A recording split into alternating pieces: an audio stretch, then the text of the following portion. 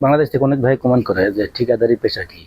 অনেকের আবার বলে ওনাদের ভিসাতে হচ্ছে ঠিকাদারি ইন্ডাস্ট্রিজ লেখা আছে, ঠিক আছে, এরকম লেখা থাকে। আসলে ঠিকাদারি কোনো ইন্ডাস্ট্রিজ না, আমার জানার মতে ঠিকাদারি এটা একটা পেশা, ঠিক আছে। কোনটায় কাজটা করে আমাদের দেশে ঠিকাদার, যেমন আমাদের দেশে বলে কন্ট্রাক্টর, ঠিক আছে, ওই কন্ট্রাক্টর যেটা বলে ঠিকাদারি ওটাই বলে, ঠিক আছে। কন্ট্রাক্ট নিয়ে কাজ করে, ঠিক আছে। আহ, মনে করেন যে কোনো, যেমন রাজমিস্ত্রি আছে, রাজমিস্ত্রির বিল্ডিং কন্ট্রাক্ট নিয়ে লোকজন খাটায় করে, এটা ঠিকাদারি, ঠিক আছে।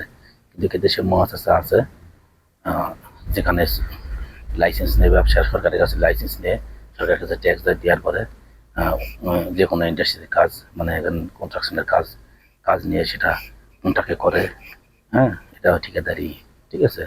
আবার আপনার কোনো কোম্পানির কাজ ঠিকানায় নিয়ে লোকজন খাটায় করে, এটা ঠিকাদারি, ঠিক আছে। তো এটা আহ, মানে কন্ট্রাক্ট যেটা বলা হয় সেটাকে ঠিকাদারি বলা হয়, ঠিক আছে।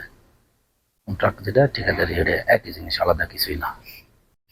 যেগুলো সাপ্লাই কোম্পানি আছে না, বিভিন্ন কোম্পানির কাছে কাজ কন্ট্রাক্ট নিয়ে করে, ঠিক আছে, এগুলোকে আমরা ঠিকাদারি বলতে পারি। কারণ এরা এরকম মহাসা খুলে, ঠিক আছে, লোকজন এনে বিল্ডিংয়ে ভাড়া রাখে, বিভিন্ন কোম্পানির কাছে কাজ কাজ সাব কন্ট্রাক্ট নিয়ে করে, এটাকে আমরা ঠিকাদারি বলি। অর্থাৎ কন্ট্রাক্ট, যে কন্ট্রাক্ট নিয়ে কাজ করে, যেটাকে কন্ট্রাক্ট নেওয়া হয়, বাংলাতে ঠিকা বলা হয়, ঠিক আছে। ইংরেজিতে বলে কন্ট্রাক্ট, বাংলাতে বলে ঠিকা, ঠিক আছে।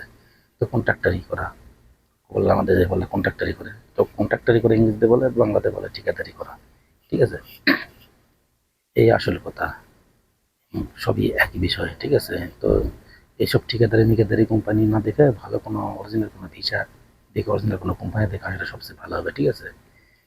তাতে বেতন যদি বেতন যদি 1,000 টাকা হোক বা 1200 টাকা হোক, যে কয় টাকায় হোক না কেন, মাস শেষে একটা অ্যামাউন্ট আসবে, এই কামার টেনশন থাকবে না, ঘর ভাড়া কোনো কিছু টেনশন থাকবে না, ঠিক আছে। অরিজিনাল কোম্পানি হলে বছর বছর ছুটি যেতে পারবেন। আর সব ঠিকাদারি মিকাদারি আর ফ্রি ভিসা যাই বলেন না, এগুলাতে আসে পরবর্তীতে এই কামার করতে সমস্যা হয়, ঠিক আছে, পরবর্তী করতে হয় লাগে। মানে এক কথায় বর্তমানে 90% লোকই এই ফ্রি ভিসাতে এসে বা ঠিকাদারি বলুন সাপ্লাই করে নিয়ে এসে নিজে আকামা করতে হয়, নিজে সব কিছু করতে হয়, লাস্টে ধরা খাইতে হয়, লাস্টে অবৈধ হয়, পরবর্তীতে আকামা করতে পারে না। এই জন্য অরিজিনাল কোনো কোম্পানি দিকে আসবেন, বিপদে পড়তে হবে না।